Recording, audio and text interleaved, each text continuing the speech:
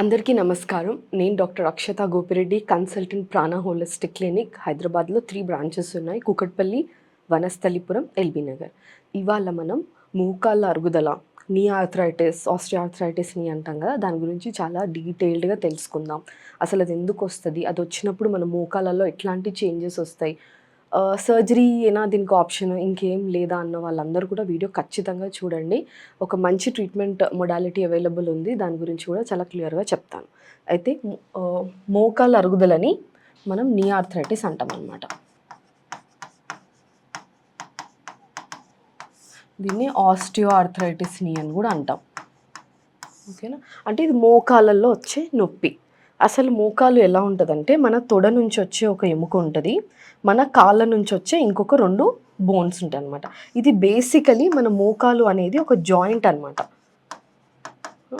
ఈ పైన నుంచి ఇంకొకటి ఉంటుంది, దీన్ని మోకాలు చిప్ప అని అంటాం. తెలుసుంటుంది ఎవరికైనా, మోకాలు చిప్ప నొప్పి వస్తుంది అంటారు కదా. సో అలా ఇన్ని ఎముకలు కలిస్తే ఒక జాయింట్.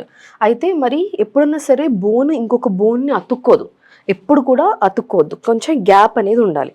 మరి ఇప్పుడు బోన్స్ మధ్యలో గ్యాప్ ఉన్నప్పుడు అవి ఎలా హోల్డ్ చేస్తాయి? ఇప్పుడు మనం నడవగలుగుతున్నాం, మెట్లు ఎక్కుతున్నాం, దిగుతున్నాం, మరి ఆ గ్రిప్ ఎట్లా వస్తుంది అని అంటే, వీటికి తాళ్ళలాగా ఉంటాయి, లిగమెంట్స్ అని అంటాం అనమాట. ఇది ఏంటంటే పట్టుకొని ఉంటుంది జాయింట్స్ని.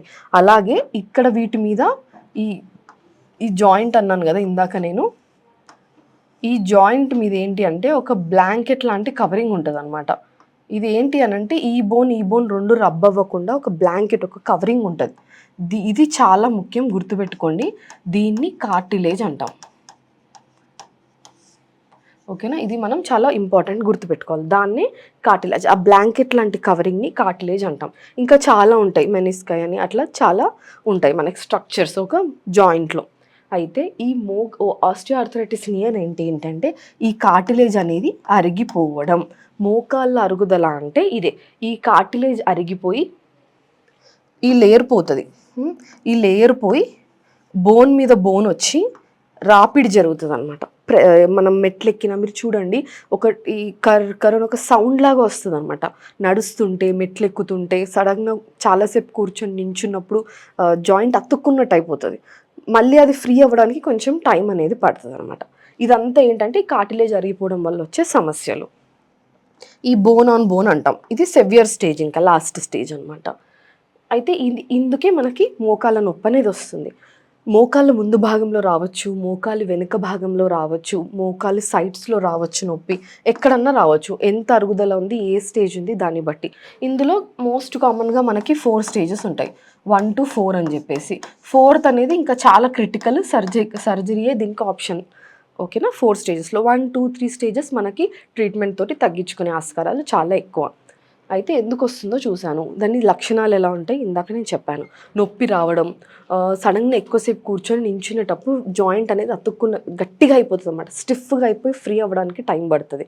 మీరు కొంతమందికి ఏంటంటే మెట్లు ఎక్కేటప్పుడు ఇబ్బంది ఉంటుంది, కొందరికి స్పెసిఫిక్గా మెట్టు దిగేటప్పుడు ఇబ్బంది ఉంటుంది, కొంతమందికి ఏంటంటే నడుస్తూ ఇబ్బంది ఉంటుంది. ఎంతసేపు కూర్చునే ఏం కాదు, కానీ నడుస్తూ ఇబ్బంది ఉంటుంది, కింద కూర్చుంటే పైకి లేవలేరు. ఇవన్నీ కూడా దీని లక్షణాలు. కొందరికి ఏంటి అని అంటే తీవ్రత ఎక్కువైపోయి వాపు కూడా వచ్చేస్తుంది.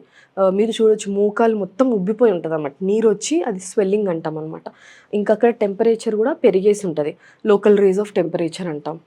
సో ఇవన్నీ కూడా దీని సిమ్టమ్స్ అనమాట.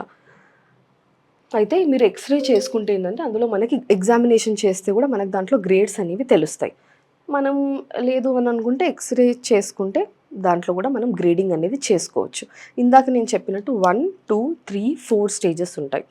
అయితే ఎర్లీ స్టేజ్ 1, 2 ఇంకా 3 చాలా మనం అసలు సర్జరీకి వెళ్ళాల్సిన అవసరమే లేదు, భయపడాల్సిన అవసరం లేదు. ఎట్లాంటి సిమ్టమ్స్ ఉన్నా కూడా అవన్నీ తగ్గుముఖం పడతాయి. అయితే దీనికి చాలామంది మెడిసిన్స్ వేసుకుంటుంటారు, గ్లూకోజమైన్స్ అని, పెయిన్ కిల్లర్స్ అని, యాంటీ ఇన్ఫ్లమేటరీస్, కాల్షియం, D3 అన్నీ వేసుకుంటారు, కానీ అది ప్రోగ్రెషన్ అనేది అలాగే వెళ్తుంది అనమాట. గ్రేడ్ 1 నుంచి గ్రేడ్ 2, ఇంకో 6 నెలలు ఆగితే గ్రేడ్ 3, అట్లా ప్రోగ్రెస్ అవుతానే ఉంటుంది.